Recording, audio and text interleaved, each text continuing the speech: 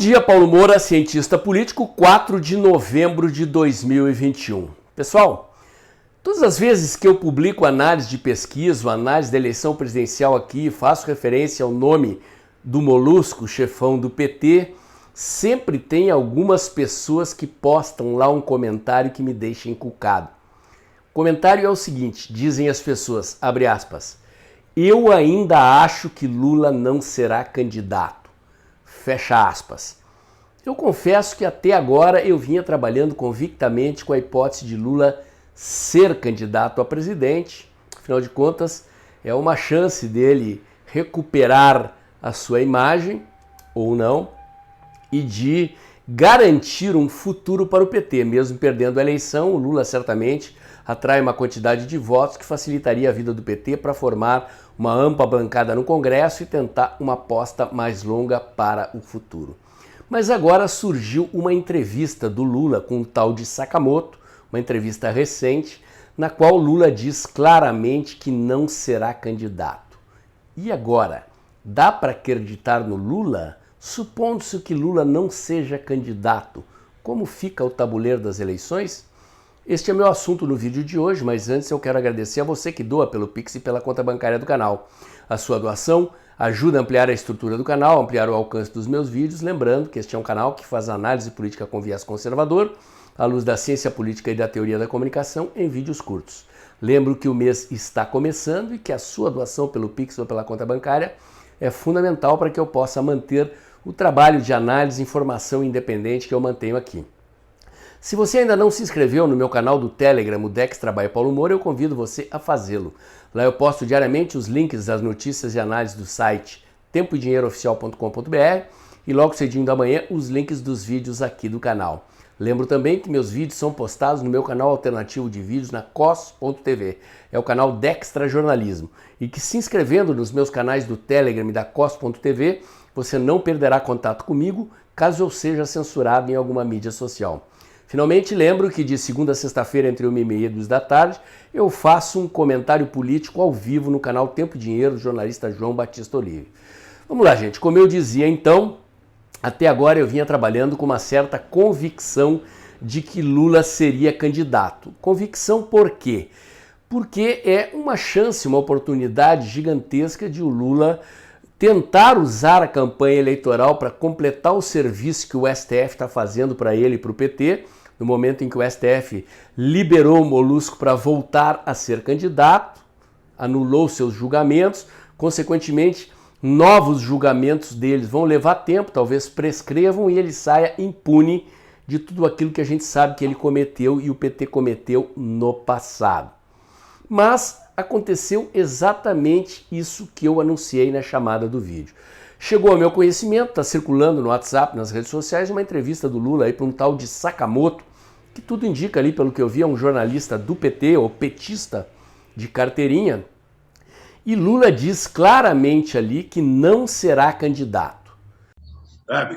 E eu acho que se eu tiver juízo, sabe, eu tenho que ajudar com que o PT tenha outro candidato e que eu seja um bom cabo eleitoral. É para isso que eu trabalho, é isso que eu quero fazer.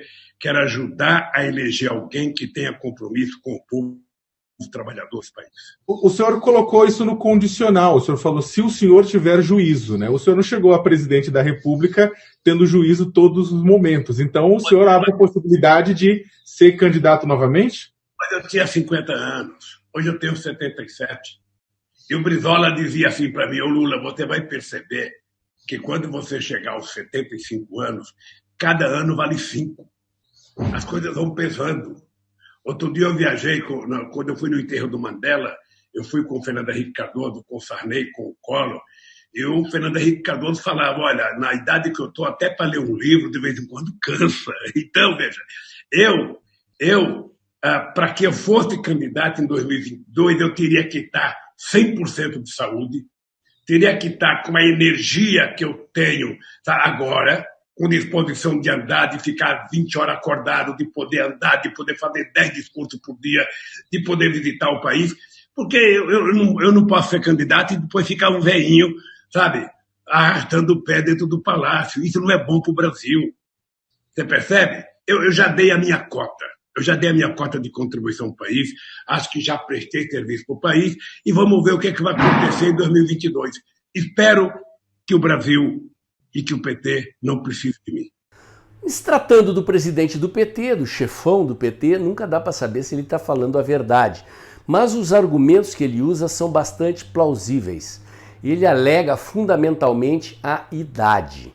Ele está com 77 anos e uma campanha eleitoral é uma maratona, gente. Na pré-campanha as coisas já ficam intensas, mas na campanha propriamente dita são praticamente 90 dias de voos regulares e periódicos por todo o país, às vezes decolagens e aterrissagens 3, 4 vezes por dia. Numas dessas aterrissagens, às vezes pega-se um carro, faz-se um giro por cidades no entorno da cidade do aeroporto onde se está. Lula fala ali em fazer pelo menos 10 discursos por dia, portanto é mais ou menos o que ele calcula do número de eventos ou de cidades pelas quais ele passa por dia em cada um desses sobe e desce de avião, dormir em hotéis 20 horas por dia acordado, diz ali o próprio chefão do PT, refeições irregulares, comida de hotel, essa coisa toda. Para quem tem 77 anos de idade, isto realmente é um problema sério. Pode faltar fôlego, pode haver problemas de saúde, as exigências de uma campanha eleitoral desta magnitude, mesmo para quem tem dinheiro, mesmo para quem tem condições de viajar em jatinho privado, são muito intensas, é um desgaste gigantesco. E eu sou obrigado a acreditar que os argumentos do Lula ali são bastante plausíveis. Ele fala, portanto, que a sua intenção, na verdade, é servir de cabo eleitoral, de ajudar a eleger um poste em nome dele. Ele, nesse caso, além desse sobe e desce de avião, ficaria pelo menos restrito a ter que gravar programas de televisão em apoio ao seu poste e, eventualmente, uma ou outra viagem para participar de eventos mais centrais da campanha em apoio àquele que ele escolher para sucedê-lo. Vamos imaginar que isto aconteça. Bom, é uma novidade de impacto com a qual ninguém estava trabalhando. Eu confesso para vocês que até ver essa entrevista, eu não estava trabalhando com esta hipótese. No entanto, dada a força dos argumentos do Lula neste vídeo, eu sou obrigado a achar que sim, que é possível que ele não concorra.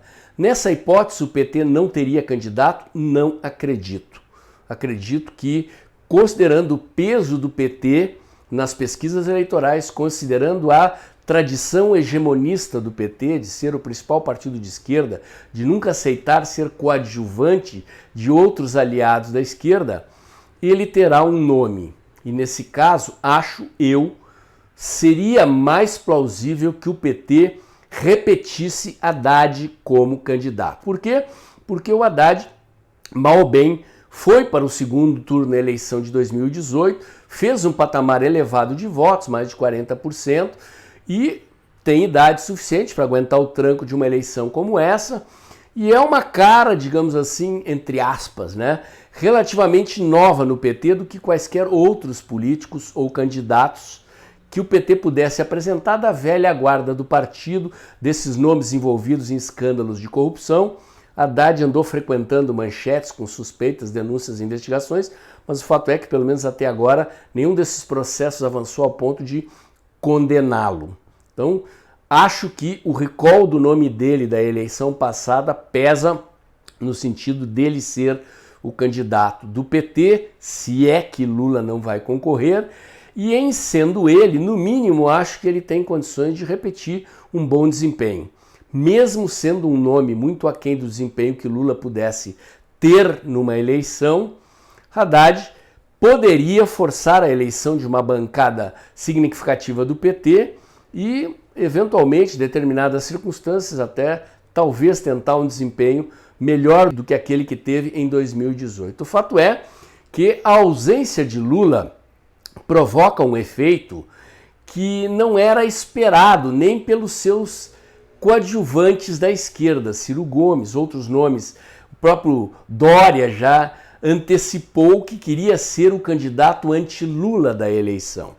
Então a posição estratégica desses outros nomes, Ciro Gomes explicitamente chegou a citar isso, o presidente do PDT chegou a citar isso em entrevistas, que ele imaginava que o presidente Bolsonaro ia cair nas pesquisas e que ele iria ocupar o lugar do Bolsonaro para ser o anti-Lula.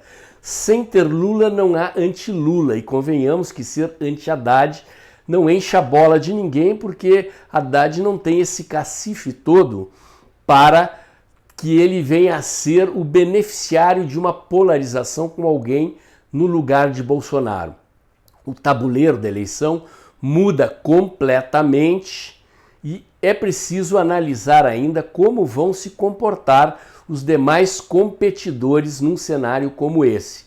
Acredito eu que dificilmente o PT, com Haddad candidato, escape de ser o nome com o melhor índice de desempenho nas pesquisas na comparação com esses outros adversários do presidente Bolsonaro da dita terceira via. É possível que, sem Lula, Ciro Gomes cresça um pouco. Quando Lula anunciou seu nome, Ciro Gomes caiu. Eleitores que diziam que votariam no Ciro foram para o Lula. Isso pode, eventualmente, favorecer o Ciro, fazendo com que, por exemplo, Ciro e Moro se equilibrem na disputa ali pela liderança desse pelotão da dita terceira via. Mas eu confesso a vocês que ainda é muito cedo para avaliar qual seria o impacto mais completo no cenário da eleição de 2022 caso Lula não concorra. Em princípio, eu tendo a achar que a polarização do PT com o presidente Bolsonaro, do presidente Bolsonaro com o PT, continua sendo o vetor mais forte da eleição. Mal ou bem, o PT ainda tem muito dinheiro, sabemos de onde e como conseguiram esse dinheiro. O PT ainda é um partido com uma máquina enraizada fortemente no território nacional, tem uma forte bancada no Congresso Nacional e, como eu disse, Haddad tem o recall, é um nome conhecido da campanha eleitoral passada. Acredito que dificilmente alguém tira o PT do segundo turno, mas estou arriscando um palpite. Será necessário observar mais claramente, em primeiro lugar, se confirma a saída do Lula e se Lula não vai concorrer e for outro o nome, mesmo que seja Haddad, ele precisará de tempo para trabalhar o seu nome, porque até agora Haddad estava sendo empurrado para a eleição de governador de São Paulo. Como podemos ver, é muito cedo para prognosticar qualquer resultado da eleição presidencial. A julgar pelas pesquisas publicadas, tudo indicava que Lula já tinha ganhado a eleição, pelo menos a depender da imprensa e desses institutos que estão por aí. Mas já anda até circulando pesquisa de um tal de Instituto Brasmarket, mostrando o presidente Bolsonaro muito na frente do Lula, o dobro do desempenho do Lula, praticamente um cenário exatamente ao contrário desse que os institutos tradicionais estão mostrando.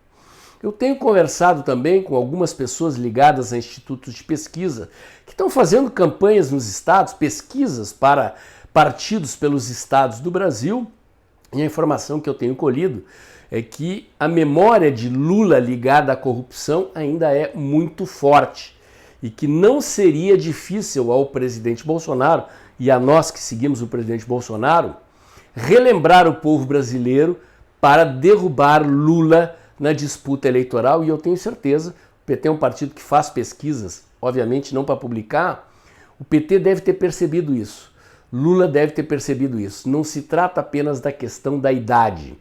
Trata-se do fato de que, neste momento, os julgamentos do Lula foram anulados.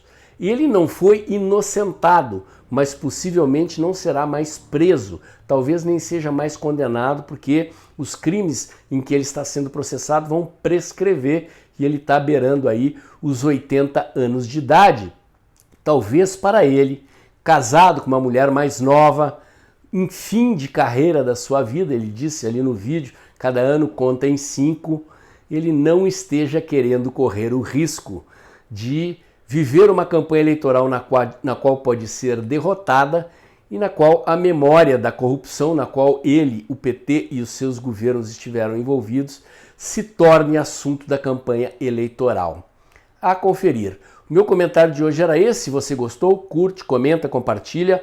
Gente, se você não está com grana para ajudar na doação do Pix aí, ajuda compartilhando os meus vídeos, ok? O YouTube não está distribuindo amplamente como fazia antes. O pessoal acho que está menos interessado aí, porque o presidente Bolsonaro não está causando as tretas de sempre. E o desempenho dos vídeos deu uma caída no canal, caiu as doações também. Mas enfim, se você puder, me ajude compartilhando. Se você ainda não se inscreveu no meu canal do Telegram, lembra você de se inscrever no meu canal da cos.tv também. No Telegram é o Dextra by Paulo Moura, na cos.tv é o Dextra Jornalismo. Acompanhe meus comentários diários da 1h30 às 2 da tarde, de segunda a sexta-feira, no canal Tempo e Dinheiro, jornalista João Batista Olive. E lembre-se, o vídeo está acabando. A sua doação pelo Pix ou pela conta bancária do canal é muito importante para a manutenção da independência das análises e informações desse canal. Aproveite que o vídeo está acabando, aproveite que o mês está começando e pingue novamente o Pix do mês aqui no canal. O vídeo de hoje era esse, até o próximo.